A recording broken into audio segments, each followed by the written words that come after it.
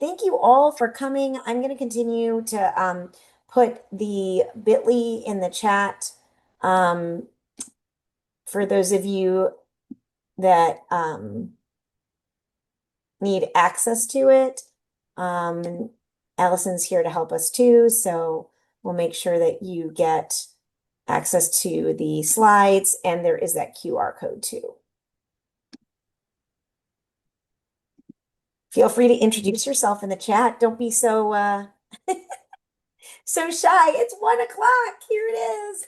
Welcome, everybody, to one of my favorite times of the month, Tech Insights, where you get all of the insights about what's going on in inclusive technology, educational technology, assistive technology, and we bust silos to help people in districts in all of those positions, including family members, to work together so that all students can learn, especially students with disabilities. And we are so lucky today to have someone I feel like I can call friend and also has the absolute best shoe game in the business, hands down, Mr. Andrew Hinkle. You knew that I was going to mention that when I was introducing you for our Tech Insights Testing and Accommodations, what you need to know. He's going to tell you a little bit about himself in a moment, but if you would like to get access, hi, Kristen in the chat. If you would like to get access to the slides for today, we are continuing to put that information in the chat for you. So, and right on this page, you have a QR code that you can grab. So we're going to go to the next slide. And my name is Mia Lodato, as I said, and I am the co-project director of the Center on Inclusive Technology and Education Systems here at CAST. I'm also the senior assistant specialist. I am a dad joke lover, and I've been in education doing the work for about 30 plus years. So, Andrew, tell us a little bit about yourself. Hello, everybody. I am Andrew Hinkle. I am the co-director of the National Center on Educational Outcomes. I am a cis male in my 50s with salt and pepper gray hair, black glasses. I'm wearing a black shirt, and I have a neatly trimmed-ish beard. Um, the National Center on Educational Outcomes is another OSEP funded technical assistance center, and our mission is the inclusion of students with disabilities in assessment systems. So, think statewide tests, but also interim benchmark assessments all the way down to the formative assessment classroom practices. And our stakeholder group is specifically state education agencies, not so much the local education agency level. And we also have a parent component, and we work closely with another OSEP funded TA center, the Center for Information, CIPR, Center for Information Parent. Resources, Parent Resources, yes. And we work with them to kind of push our stuff out to the parent level. So that's us and me. Yeah, we love Sipper. I didn't describe myself, but I wish I could describe myself a lot differently. Like I want to be anybody I want to be right now today. Thank you for being so accessible, Andrew. And we do have an accessibility commitment to all of you, that these slides have been checked for accessibility, and we give you access to the slides. So we may not be describing all of the pictures in here because we give you access, and all of those pictures will be alt texted. However, we're going to move on with the goal of CITES. And if you have never heard of the Center on Inclusive Technology and Education Systems before, we are here to empower districts. We are a federal project, thank you, to create and sustain inclusive technology ecosystems that foster intentional, keyword, collaboration between ed tech, assistive technology, and information technology, with family involvement, of course, to benefit students with disabilities and all students. And one of our practices, one of the CITES 5 practices, is on assessment. And we have a lot of information there from our friends at NCEO, where Andrew Hinkle is the co-project director, we go to them um, and for all of that information. And he's bringing us to us today. And I'm so excited to learn from you, Andrew. So tell us, what are the new hot topics and trends? Yeah, sure. So, as I was thinking about how I'm going to do this, there's so much to talk about, but a relatively short period of time. So, my plan is this: I'm going to shoot a bunch of topics and trends and some resources at you and talk about all of them sort of high level. And I'm going to try and leave plenty of time so that you can ask questions about those topics that I mentioned that you have interest in knowing more about. And if no one asks me any questions, I'm sure I can ramble on more and fill up our time with because there's so much to talk about. So that's the plan. So here we go.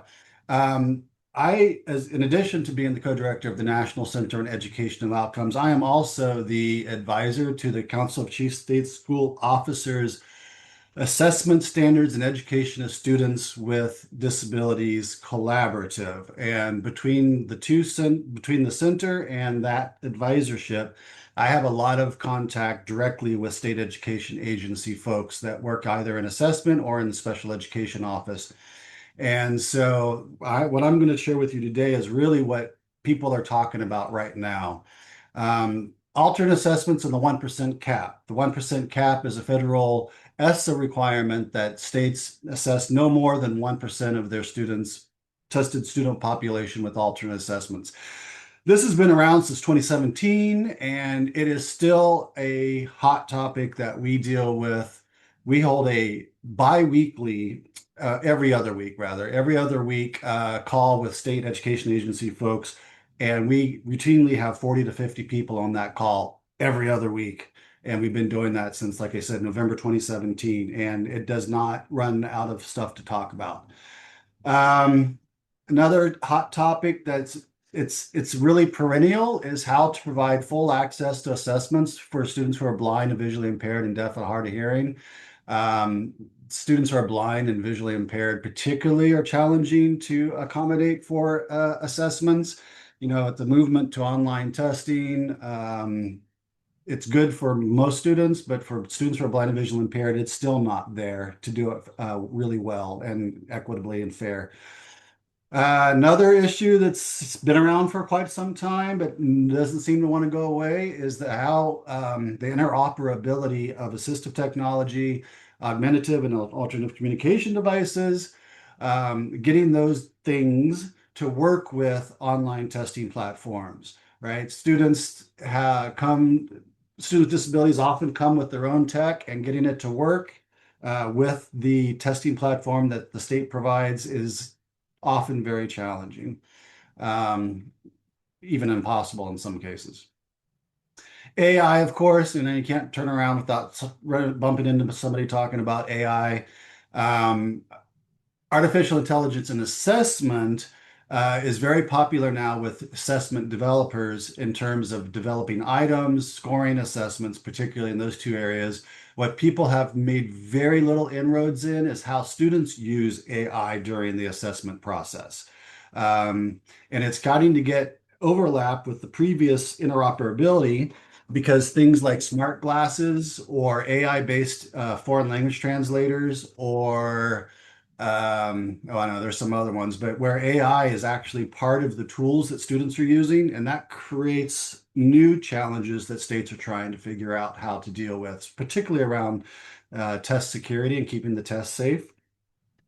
Um, Remote virtual test administration, that popped up during COVID, and seems like on the regular, I'm hearing about a new state where the legislator is pushing out requiring the state to be able to provide assessments virtually. Sometimes it's just for the students who are in virtual schools. Sometimes it's states like West Virginia where you've got some really remote populations and students are doing like homeschooling, but they're still public school students, and so they need access to the assessments. And that brings with it its own challenges, particularly when you talk about accommodating students for the assessment.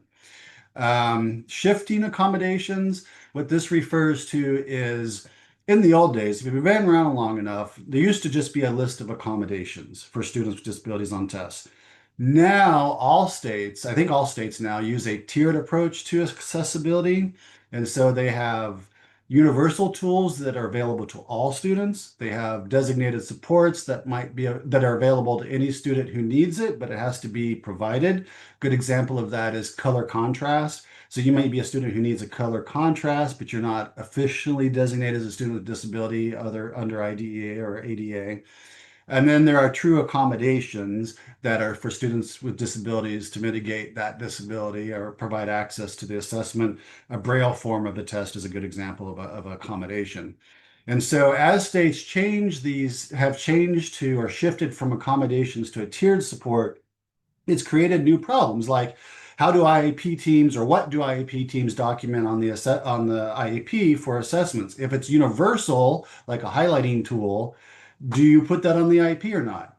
Also, in terms of reporting and monitoring, um, both from the district to the state reporting what students are using, or the state to the feds reporting what students are using, what counts as an accommodation when you've got a tiered system like that? Um, ELs with disabilities, and this includes ELs with the most significant cognitive disabilities. That's a very small population with very high needs, and and there's very little research done in this area. So, like, how do you address the myriad concerns around disability in interacting with English learners? We just had a recent presentation about ELs with disabilities and AT and augmentative alternative communication, which is an emerging area with a little bit of research, but there are students, English learners with disabilities who use AT and AAC. And so like, how do you work all that together? And then there's something called process data. And I wanted to throw this in there. Process data is very emerging, and just in the last couple of years, there's been some research that's been published because the NAEP assessment released a whole bunch of process data. Process data is actually collecting data on how students are interacting with an online assessment. So their clicks, where they're clicking, how often they're clicking, how much time there's a space between clicks. And so I bring this up if you're not aware of it because states are starting to talk about how they can use this process data to monitor accommodation, assignment, and use on assessments. And so that is a topic.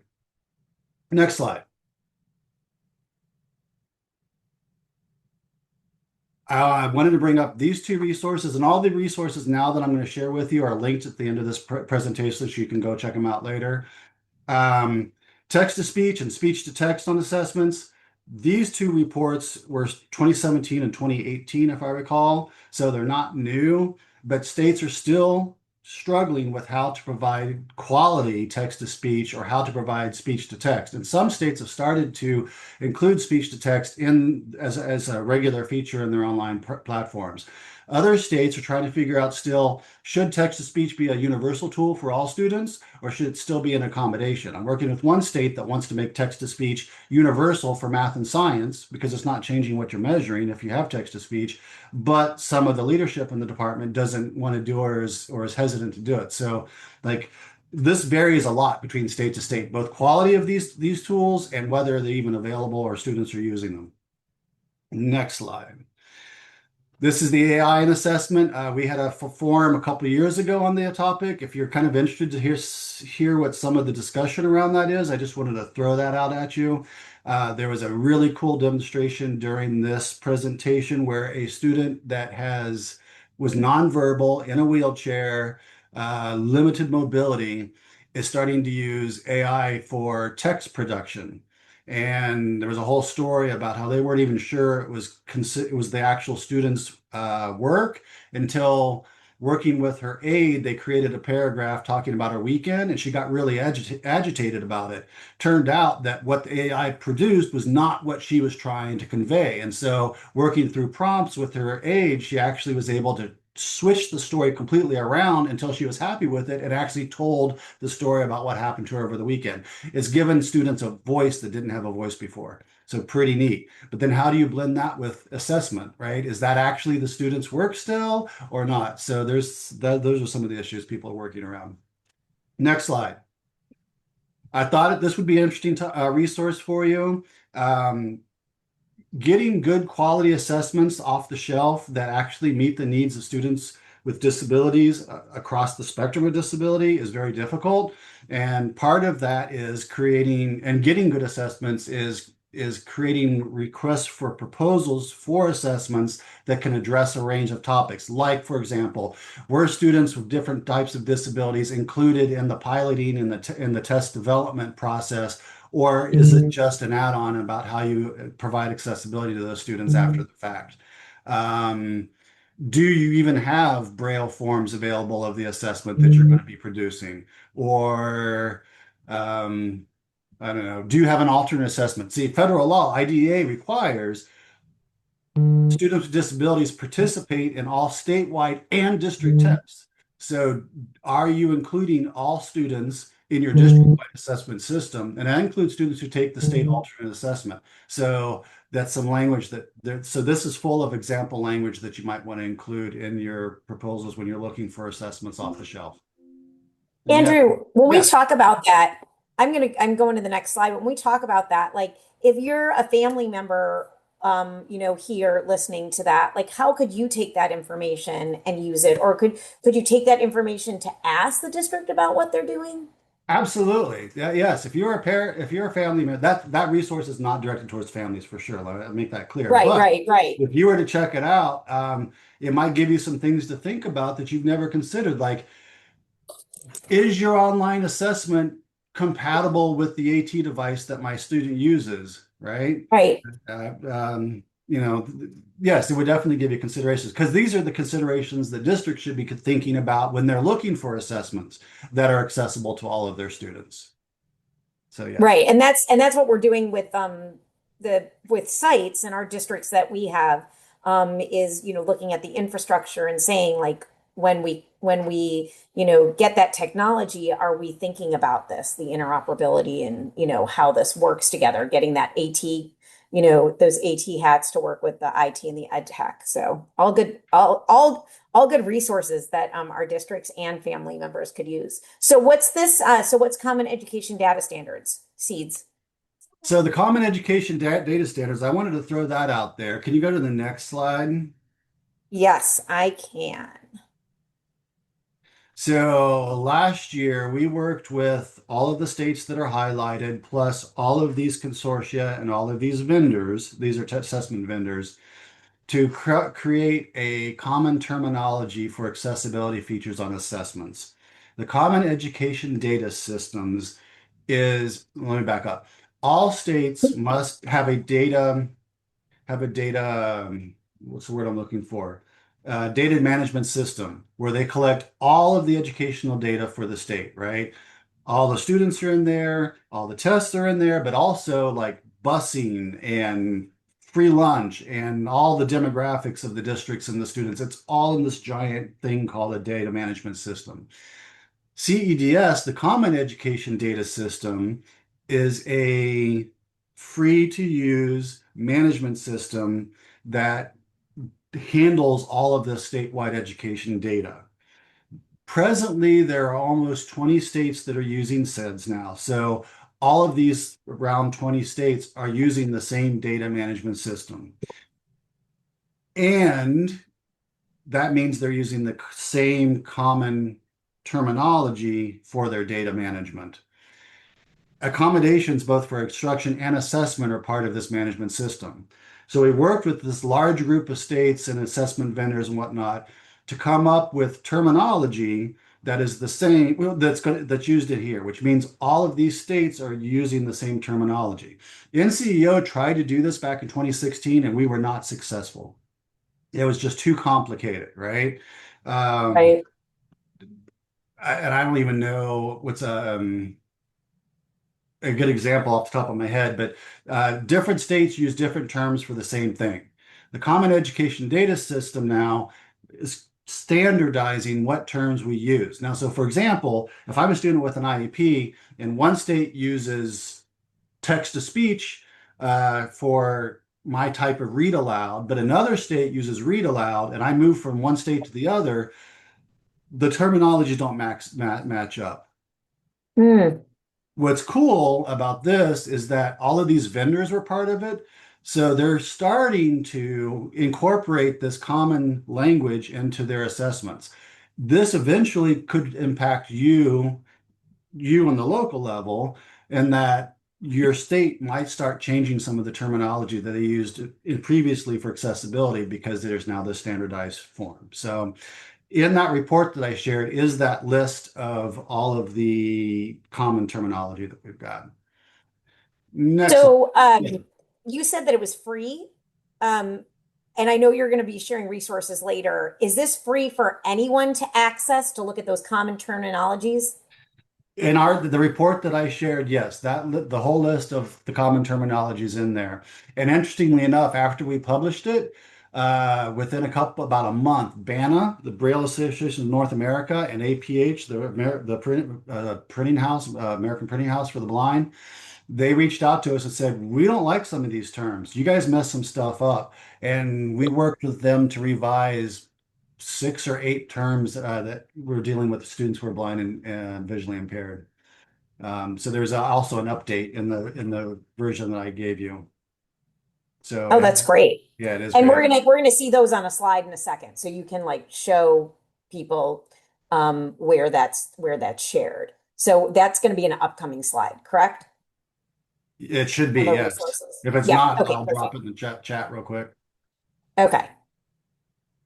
Our our website, nceo.info, super easy.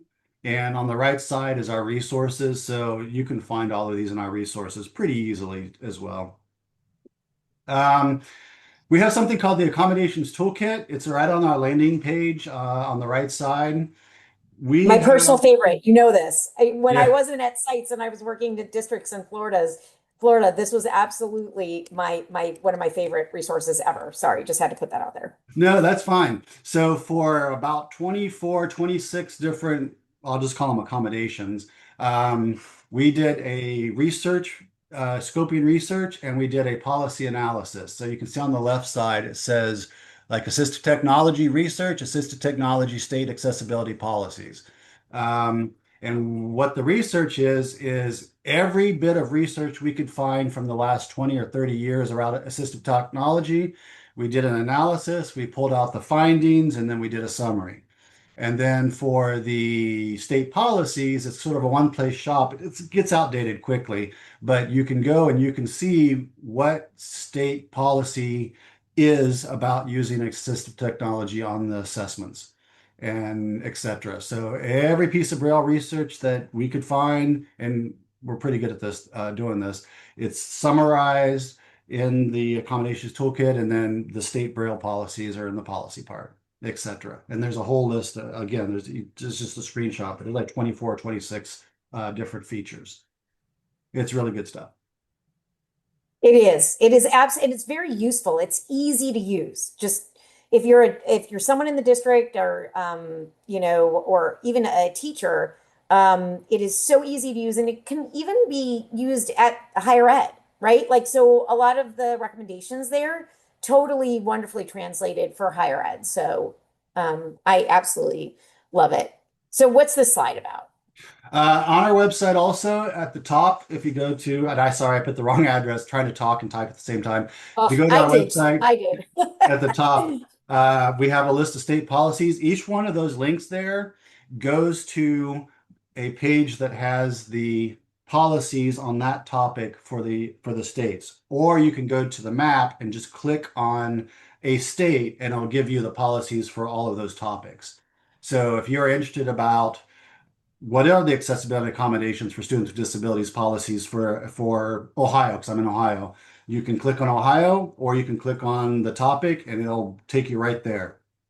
Um, we update these pretty regularly. We update 10 states a month, so about every 5 months we've gone through and made sure the links are the most accurate. But it's another awesome resource. Our folks at SIPR really like this page. Yeah, the parent resources. And this is what the moment that everybody's been waiting for, Andrew. They're like, oh, this is great.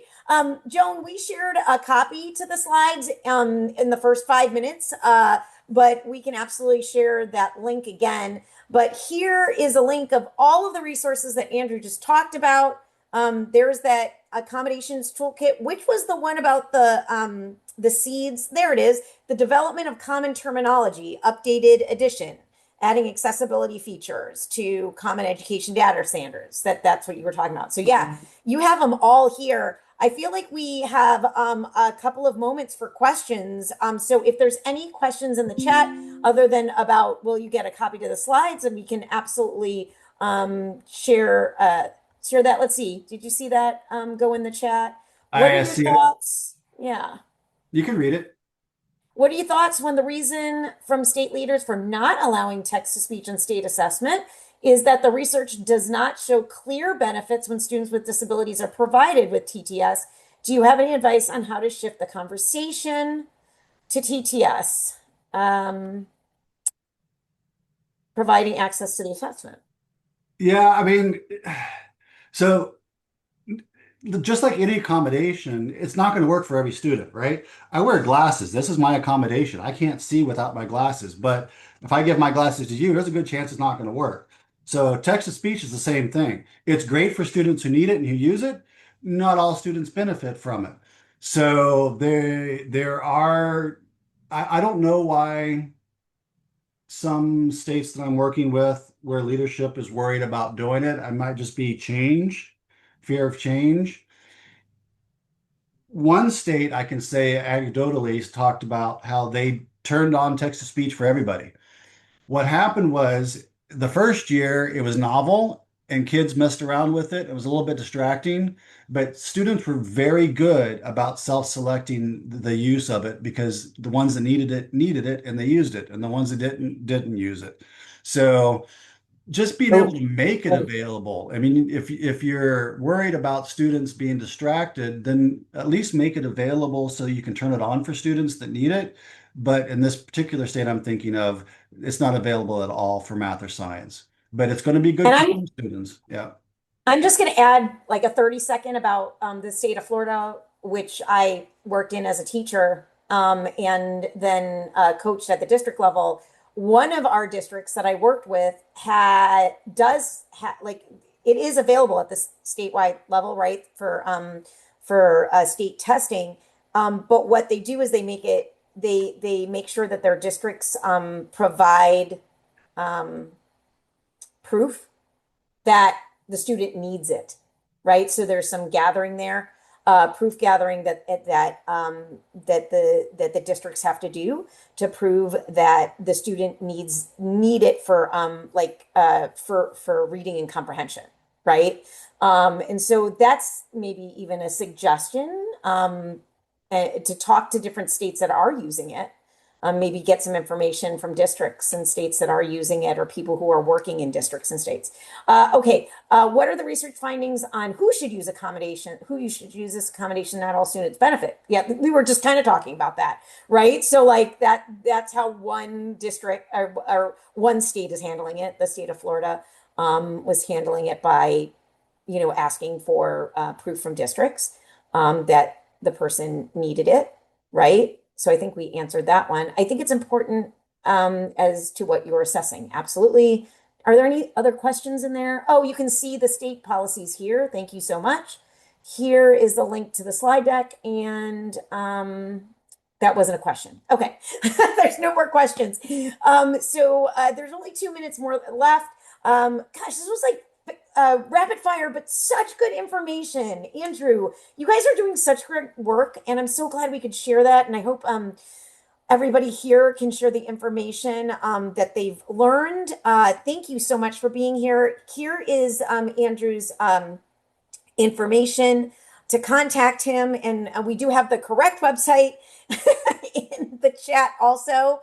And then we just ask that you give us some feedback on this on this webinar that we did today, knowing that it was just a quick overview, but that we gave you tons of resources. Please take a moment to give us feedback on the information that we're providing today. Was it helpful to you?